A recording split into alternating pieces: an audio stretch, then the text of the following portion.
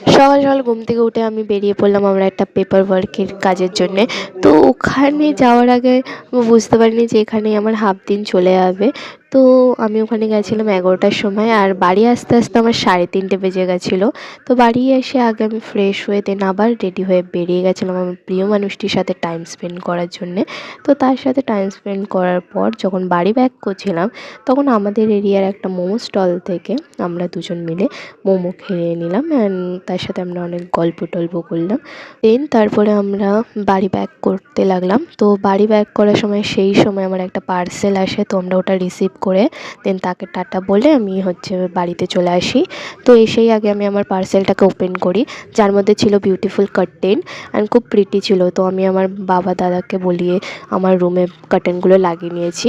And আমার রুমের সবথেকে বেস্ট পার্ট হচ্ছে এই ফ্লাওয়ারটা, যেটি আমার প্রিয় মানুষ দিয়েছে আমাকে, অ্যান্ড এটা খুব খুব প্রিটি।